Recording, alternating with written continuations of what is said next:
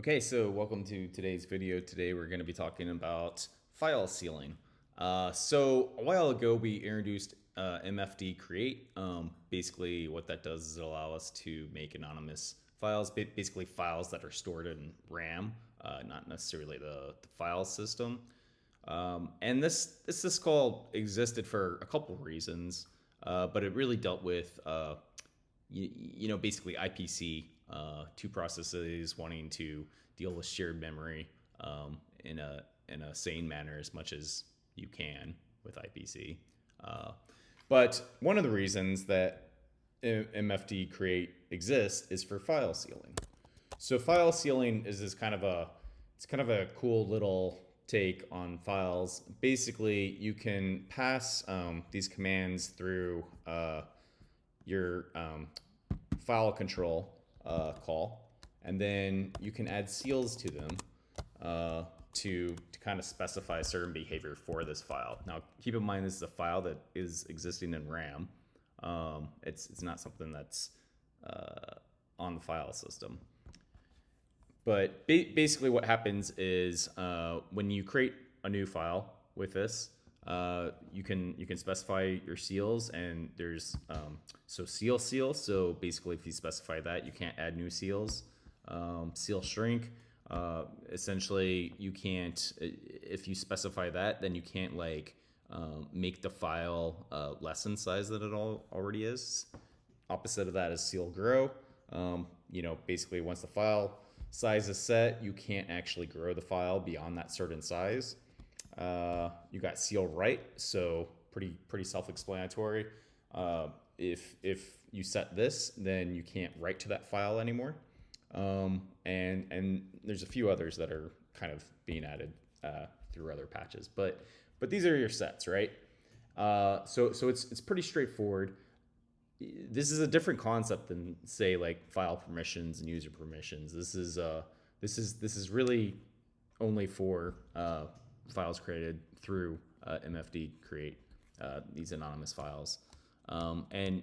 But kind of the cool thing about these seals is that once you apply them, you can't actually remove them. They go away once like the FD reference goes away, but until then they stay there.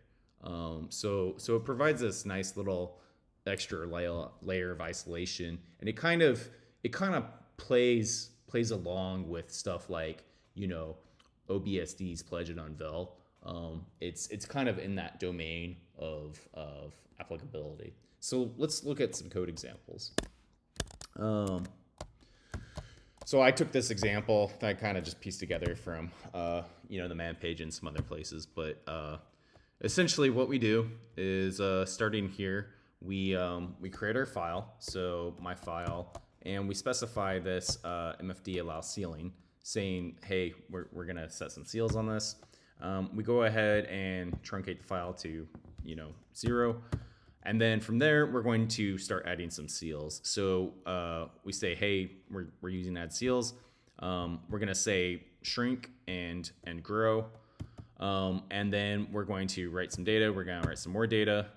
And then we're gonna say, you know what, we're done writing data. We're gonna seal it with write. Here, we're just grabbing the seals so we can kind of see what actually is set. And so we'll print those out. And then down here, we're going to try to write to the file again. Keep in mind that this should not work because we already set our fseal write up here.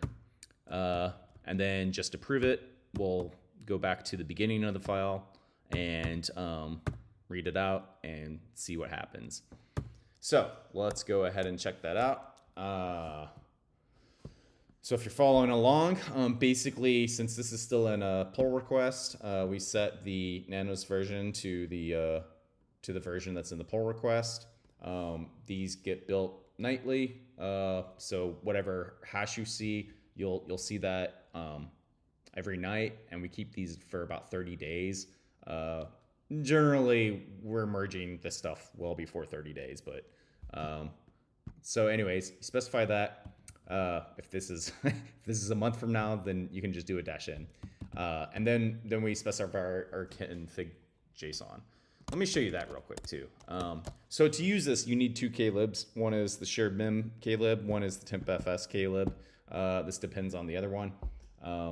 Basically, one provides temporary file system functionality, and then the other one provides, as you might guess, shared memory functionality. You need both for this example because eventually there might be other use cases for these outside of what we're showing you. Anyways, let's go ahead and run it just to show you how this works. So we run it, and it says right off the bat that write that we expected to fail, operation not permitted. Great, it's working. And as we see, we've set the grow, write, and shrink seals. Now let's turn that off just to kind of show you what happens here. So if we